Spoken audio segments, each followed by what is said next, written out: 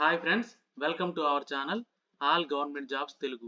మనం ఈ వీడియోలో సిఎస్ఐఆర్ ఇన్స్టిట్యూట్ అయిన Indian Institute of Toxicology research నుంచి మనకి ఒక నోటిఫికేషన్ రిలీజ్ అయిందండి. ఈ వీడియోలో ఈ నోటిఫికేషన్ డీటెయిల్స్ అన్ని క్లియర్గా ఎక్స్ప్లెయిన్ చేసుకుందాం. అండ్ వీడియోలోకి వెళ్ళే ముందు ఎవరైనా ఛానల్ని సబ్స్క్రైబ్ చేసుకున్నట్టయితే వెంటనే సబ్స్క్రైబ్ చేసుకోండి. మన ఛానల్లో లేటెస్ట్ గవర్నమెంట్ జాబ్ అప్డేట్స్ అన్నీ వస్తాయండి. ఏపీ అండ్ తెలంగాణ జాబ్స్, అలానే మనకి సెంట్రల్ గవర్నమెంట్ నుంచి ఎలాంటి జాబ్ నోటిఫికేషన్ రిలీజ్ అయినా ఆ డీటెయిల్స్ అన్ని అప్డేట్ చేస్తాను. దాంతోపాటు మీకు డిఫెన్స్ జాబ్స్, అలాగే రైల్వే జాబ్స్, ఈ రైల్వే జాబ్స్, డిఫెన్స్ జాబ్స్, అలాగే జాబ్ ఇన్ఫర్మేషన్తో పాటు మీకు ఎగ్జామ్ అప్డేట్స్ కూడా ఇస్తానండి. దాంతోపాటు మీకు సిలబస్ డీటెయిల్స్ కూడా క్లియర్గా ఎక్స్ప్లెయిన్ చేసి మన ఛానల్లో అప్డేట్ చేస్తాను. సో ఎవరైనా సబ్స్క్రైబ్ చేసుకున్నట్టయితే వెంటనే సబ్స్క్రైబ్ చేసుకోండి. డెఫినెట్గా మీకు యూస్ఫుల్ ఇన్ఫర్మేషన్ అయితే దొరుకుతుంది మన ఛానల్ నుంచి.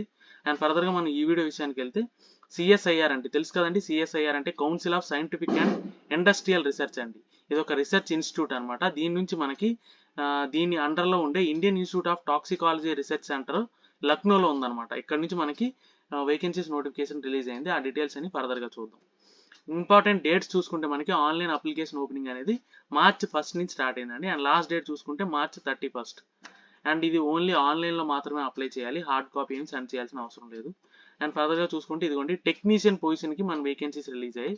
దీనికి ఏజ్ క్రైటీరియా చూసుకుంటే 28 ఇయర్స్ బిలో ఉండాలి. అండ్ పే లెవెల్ చూసుకుంటే 34,625 అండి. మంచి ప్యాకేజ్ ఇచ్చాడు. సో ఎలిజిబిలిటీ ఉన్న ప్రతి ఒక్కరు డెఫినెట్గా అప్లై చేయండి. ఫర్దర్గా మనం క్వాలిఫికేషన్ డీటెయిల్స్లోకి వెళ్తే ఇదిగోండి మనకి ఈ టెక్నీషియన్ పొజిషన్లో డిఫరెంట్ బ్రాంచెస్ ఇచ్చాడండి. అన్నిటికీ కామన్గా క్వాలిఫికేషన్ క్రైటీరియా అయితే ఒకటే అనమాట. బ్రాంచెస్ అవి మారుతాయి, బట్ క్వాలిఫికేషన్ క్రైటీరియా అయితే ఒకటే. అదేంటో చూద్దాం.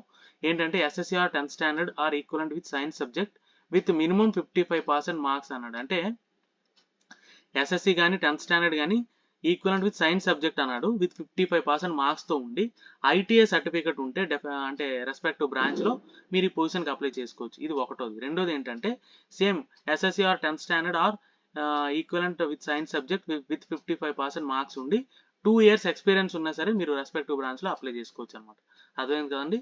10th స్టాండర్డ్ తర్వాత ఐటీఐ కోర్స్ చేసి ఉండాలి రెస్పెక్టివ్ బ్రాంచ్లో. లేదనుకుంటే 10th స్టాండర్డ్ తర్వాత 2 years ఎక్స్పీరియన్స్ ఉన్నా సరే అప్లై చేసుకోవచ్చు. అండ్ బ్రాంచెస్ విషయానికి వస్తే టెక్నీషియన్ కెమికల్ సైన్స్ అండి. దీనికి అసిస్టెంట్ ఇన్ కెమికల్ ప్లాంట్, ఐటీఐలో assistant in chemical plant or any other field of chemical science, ఏదో ఒక ఫీల్డ్ కెమికల్ సైన్స్లో ఏదో ఒక ఫీల్డ్లో మీకు ఐటీఐ సర్టిఫికేట్ ఉంటే మీరు అప్లై చేసుకోవచ్చు. లేదనుకుంటే కెమికల్ ఫీల్డ్లో మీకు 2 years ఎక్స్పీరియన్స్ ఉన్నా సరే మీరు అప్లై చేసుకోవచ్చు. అండ్ ఫర్దర్గా చూసుకుంటే technician sensor and device development అండి. దీనికి కూడా ఐటీఐలో ITI diploma in electricals, medical electronics and electronics engineering, లేదనుకుంటే ప్రోడక్ట్ డెవలప్మెంట్. ఇందులో ఐటీఐలో ఇక్కడ ఇచ్చిన ఈ బ్రాంచ్లో ఏ బ్రాంచ్లో మీకు సర్టిఫికేట్ ఉన్నా మీరు అప్లై చేసుకోవచ్చు. లేదనుకుంటే ఇక్కడ ఇచ్చిన రెస్పెక్టివ్ బ్రాంచ్లో మీకు ఎక్స్పీరియన్స్ ఉన్న 2 years మీరు అప్లై చేసుకోవచ్చు అనమాట. ఇంకోటి టెక్నీషియన్ ప్లంబర్, దీనికి కూడా అంతేనండి. ఐటీఐ ప్లంబర్లో మీకు సర్టిఫికేట్ ఉండాలి. లేదనుకుంటే ప్లంబింగ్లో 2 years ఎక్స్పీరియన్స్ ఉండాలి.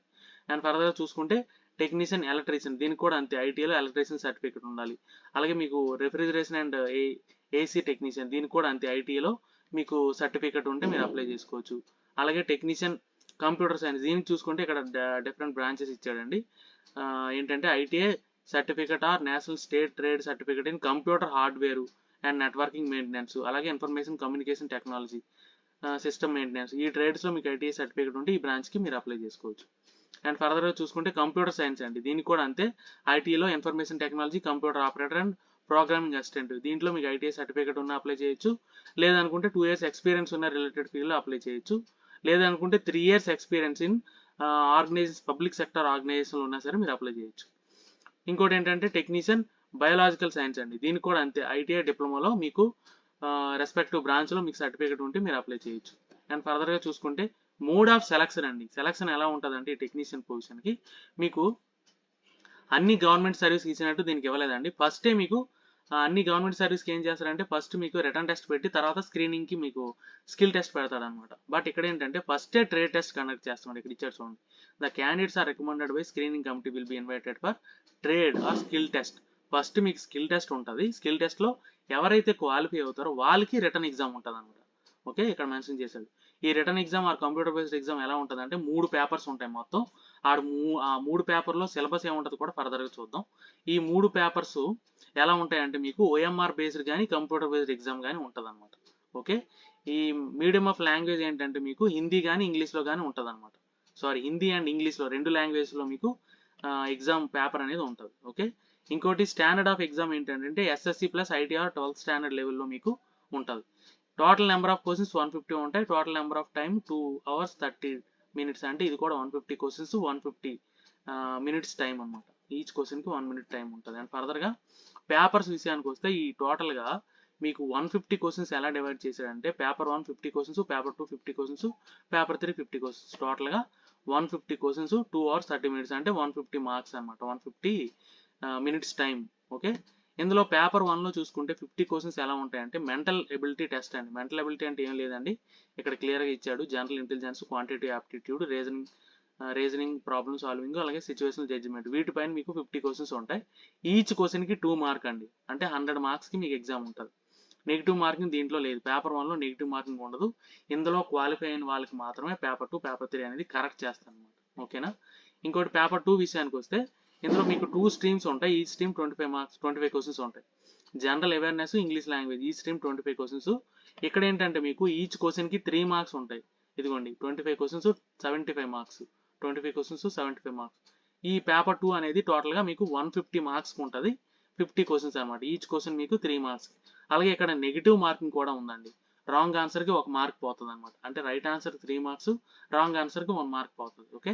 అండ్ పేపర్ 3 విషయానికి వస్తే కన్సర్న్ సబ్జెక్ట్ అన్నాడు. మీ డిసిప్లిన్ ఏదైతే ఎలక్ట్రికల్ అయితే ఎలక్ట్రికల్, ఎలక్ట్రానిక్స్ అయితే ఎలక్ట్రానిక్స్, ప్లంబింగ్ అయితే ప్లంబింగ్, మీ రెస్పెక్టివ్ బ్రాంచ్ నుంచి మీకు 50 క్వశ్చన్స్ ఉంటాయి. ఇవి కూడా 150 మార్క్స్, అంటే ఈచ్ క్వశ్చన్ 3 మార్క్స్ అనమాట. ఇక్కడ కూడా నెగిటివ్ మార్కింగ్ అనేది ఉంది.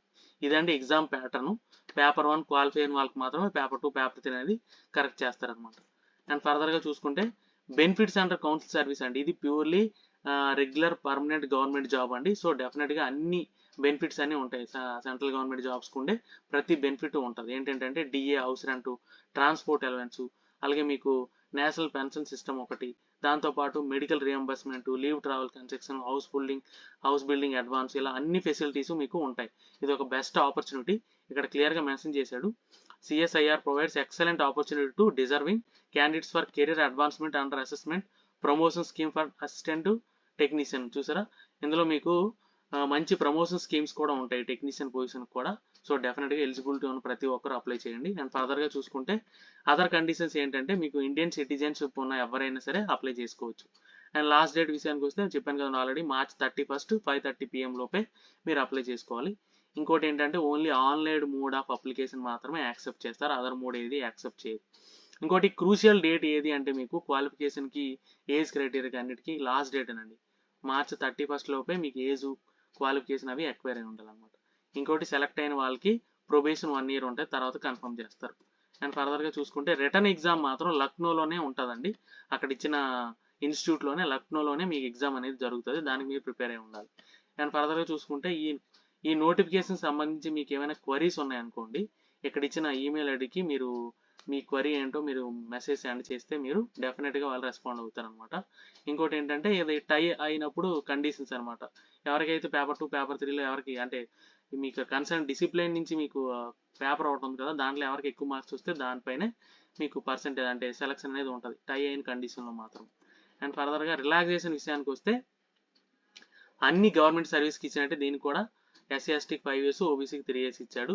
అలానే మీకు PWD క్యాండిడేట్స్కి అన్రిజర్వ్డ్ అయితే 10 years, OBC అయితే 13 years, SC ST అయితే 15 years ఏజ్ రిలాక్సేషన్ అనేది ఉందన్నమాట.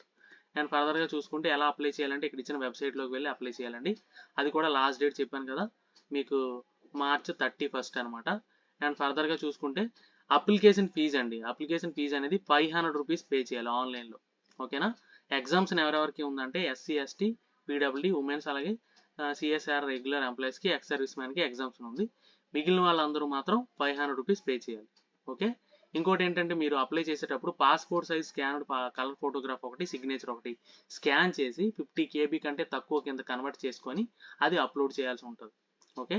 ఇంకొక ఇంపార్టెంట్ పాయింట్ ఏంటంటే మీరు అప్లై చేసిన తర్వాత లాస్ట్లో ఒక స్లిప్ ఒకటి జనరేట్ అవుద్ది. అది ప్రింట్అవుట్ తీసుకొని దాంతో మీ ప్రూఫ్ ఆఫ్ సర్టిఫికేట్స్ అన్ని అటాచ్ చేసి అవన్నీ ఒక సెట్ చేసుకొని మీరు ఎంచుకుంటే బెటర్. ఎందుకంటే ఫర్దర్గా మీకు డాక్యుమెంట్ వెరిఫికేషన్కి వెళ్ళినప్పుడు దాని రిక్వైర్మెంట్ అనేది ఉంటుంది. అండ్ ఫర్దర్గా చూసుకుంటే candidates applying for the above post are advised to visit website. ఈ వెబ్సైట్లోకి వెళ్ళి రెగ్యులర్గా చెక్ చేసుకోమన్నాడు. అండ్ ఫర్దర్గా మీకు ఏ డాక్యుమెంట్స్ అప్లోడ్ చేయాలనేది ఇక్కడ క్లియర్గా మెన్షన్ చేశారు. అవి చూసుకుంటే మీకు proof of remittance of application fees paid through SBI collect. అంటే మీరు ఒకవేళ ఎస్బీఐ కలెక్ట్కి వెళ్తే ఆ స్లిప్ లేదనుకుంటే ఆన్లైన్లో ట్రాన్సాక్షన్ చేస్తే ఆ ట్రాన్సాక్షన్ హిస్టరీ అంతా ఆ స్లిప్ ఒకటి. ఇంకోటి recent colour passport size photograph ఒకటి. అలాగే మీకు సెల్ఫ్ అటెస్టెడ్ కాపీస్ అండి, ఇవన్నీ కూడా సెల్ఫ్ అటెస్టెడ్ కాపీస్ ఉండాలి. 10th 12th సర్టిఫికెట్, అలాగే మీ డిప్లొమా అయితే డిప్లొమా, ఐటీఐ అయితే ఐటీఐ సర్టిఫికెట్, అలాగే క్యాస్ట్ సర్టిఫికెట్, అలాగే మీ ఎక్స్పీరియన్స్ ఉంటే ఎక్స్పీరియన్స్ సర్టిఫికెట్, ఇంకేమైనా డాక్యుమెంట్స్ ఉంటే అవన్నీ కూడా సెల్ఫ్ అటెస్టేషన్ చేసి ఆ డాక్యుమెంట్స్ అన్ని అప్లోడ్ చేయాలన్నమాట. ఓకేనా, ఇవి డీటెయిల్స్ అండి. ఏమైనా డౌట్స్ ఉంటే కమెంట్ చేయండి, డెఫినెట్గా క్లారిఫై చేస్తాను. వీడియో నచ్చితే లైక్ చేయండి, మీ ఫ్రెండ్స్కి షేర్ చేయండి, ఛానల్ని సబ్స్క్రైబ్ చేయడం మర్చిపోకండి. Thank you so much.